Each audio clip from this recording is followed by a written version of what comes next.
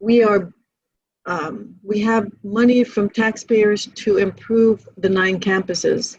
So Mm-hmm. how do we do that? We improve, reconstruct, we build brand new, we demolish all the campuses to get to a point where um, the campus director is happy with their buildings and what type of buildings they have. But then because of the pandemic, we went into 100% electronic, and we worked real hard so that we could be successful on being a totally paperless, functioning, efficient department. So Mm-hmm. thank goodness we achieved that. G8 at PMO, it came from campus. We still have to accept it, review it, and transition it for payment. So in essence, we touch every single invoice that gets paid. One of those 5 invoice processors will actually analyze and approve it to transition it further down the road for approvals.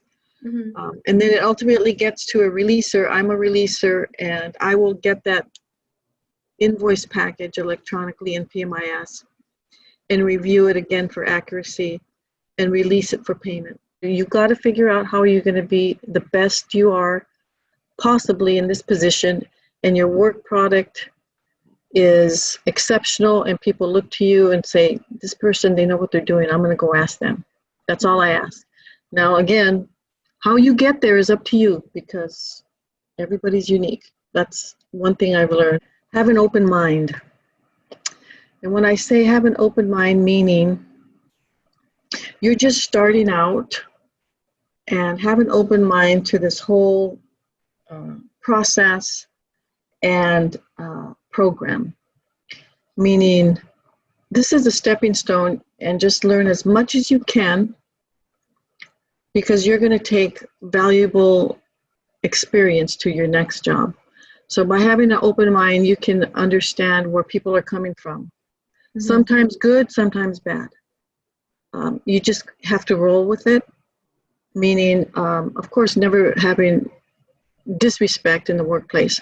But there's a work style, everybody has it. Now, when you work with various managers, supervisors, whether you're directly reporting to them or you're working with them, you got to figure out, okay, how am I working with this person? What is the best successful way I can work with this person? And each one's going to be different. So just I imagine that interns have, a goal, which is why they usually apply for these internships, and that's usually to get like some entry level or first hand experience in the industry. So, my advice would be to work hard and just never stop learning. You just never know what opportunities may come out there, and sometimes you go in the industry thinking you're going to do one thing, and then you may get exposure to something else, and you may be interested in something else. So never kind of settle and close your window on knowledge, because knowledge is power. So work hard and keep your horizons open, because you just never know where you may want to go. I had no experience in the industry. I had basic knowledge of the basic GE courses in my community college engineering program. So I had no experience with like real engineering or design work or construction work. So this internship really gave me a feel of what the industry is really like. When I joined the program, I had no idea how to read drawings. And one of my major tasks was one of my first tasks. It was a task for like 2 weeks. I had to go through thousands and thousands of sheets and try to read them and understand what was happening. I thought the job or the task was pointless, because the title block of the drawing actually denoted the discipline. So I thought it was pointless for me to go through all those sheets if the answer was right in front of my face. However, I did learn how to read them, how to understand what's happening in the drawing.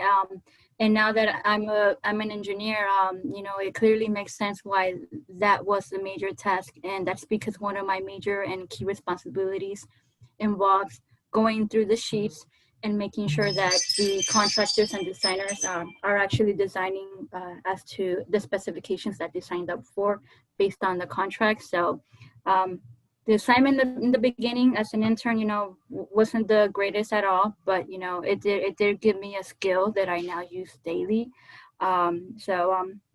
The moral of the story is that every assignment that you're given, they give it to you for a reason. Typically, you're probably going to use that skill in the industry sometime down the line. So, try to make sure you try to learn it. If it's given to you, learn it, and you'll do just fine in the future. Essentially, I work in the BIM department, and that's in the program management office. So what we do there is we manage the BIM projects for all the district, not just one specific campus. So I'm not sure if you're aware, but a project manager usually manages a couple projects or a project at most. But at the PMO BIM, we actually oversee all the BIM projects from all the districts. So we have projects, current active projects, all under construction or the design during the same time. So it gets pretty heavy sometimes because we're managing and we're overseeing all the BIM projects. But I think that's really neat because it gives us exposure, at least me, of different projects. So I'm currently working on Trade Tech Culinary Arts, and that's a culinary building. So I have central plant projects, and then there's also educational facilities, and there's like labs. So it's given me exposure to all these different types of projects. So it's kind of neat, having the availability to bounce around and being an active participant of all projects. So my daily duties consist of reviewing these BIM submittals. So these submittals can consist of the 3D models of that specific project. They include drawings, they include specifications, they include schedules, they include BIM scope of services. So it's this giant BIM package that's composed of many documents. And my job and Benjamin's job is to confirm that they conform to the BIM standards that the designer or the contractor signs up for. So usually when they're bidding for a job or they're trying to land a job, they give them possibly a request for proposal. They review it. If they can determine they'll determine if they can do the job, and if they feel they can do it, they'll apply to be a contractor designer. So they have access to the contract before it's even signed. So if they get chosen, that means that they determine that they can do the job. So we kind of play policy cop, making sure that they're fulfilling, the work that they signed up to do, specifically when it comes to burn. I was part of the Los Angeles City College project team, the guys that actually see the day-to-day construction operation. Then the LACC CPT, I was involved with document control at the beginning, and over the course of, I believe, 12 weeks, my work kind of increased, and it went from document control to project controls. So I worked on reviewing invoices and all that fun stuff. And then I did some light project engineer work. So I would go on site, take photos, meeting minutes, basically do a lot of the administrative stuff while being the understudy to a project manager. Once you start taking a look at it, construction is one of the biggest industries in the US. It amounts to, if I recall, 4.1% of the US GDP. And it's over like 7 million jobs. So yeah, there's a lot of impact with construction in the US, and was knowing that I'm here for a reason. It can be tough getting your first internship or your first job. And a lot of times there's the insecurity of, feeling like you're not doing things the way that they should be done, or that you don't know enough. But the reason why you're here is because someone believes in you, and they understand that you're green, and they're willing to teach you.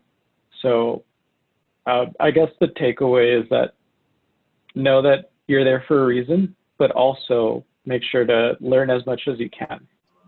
This internship gave me confidence. It's very important for you to be confident in yourself, because once you're able to do that, you're able to work with others at a much stronger capacity. You also need to work with people. So teamwork is very important, and having folks from all disciplines and backgrounds really makes for a good way, or I guess something nice for you. Worked under the CPT, specifically at Los Angeles City College, because of my work with the regional program director, Carrie Demas. When I would come in initially, what's it called? I would come into the office and then I would go straight to the site, and usually I was taking care of the making sure that the general contractor's daily log was sort of accurate, and what's it called? So I would go in there and do a man count myself for all the laborers, and then I would sort of cross-check that with the daily count that they would send at the end of the day. Ever say no to any opportunity that comes your way. Everything there, actually, there were a handful of things where they said, "Do you know how to do this?" I said, or they said, "Could you take care of this mainly?" And I was like, "Yep," regardless of whether I knew how to do it. If I did know how to do it, awesome, took care of it, simple. If I didn't, I went home and did as much research as I could do to sort of get it done, and then I would get it done by the time it needed to be done. Sort of the combination of that industry experience while also going to school, it sort of really helps to actually get you prepared for what you're going to be doing, simply because I feel like a lot of students mainly focus on the academics, and they're so heavily focused on the academics that they don't necessarily attempt to put themselves into the actual industry. And it's not that the industry side of things is more important, it's just that they're a separate sort of separate sort of list of characteristics of the actual job.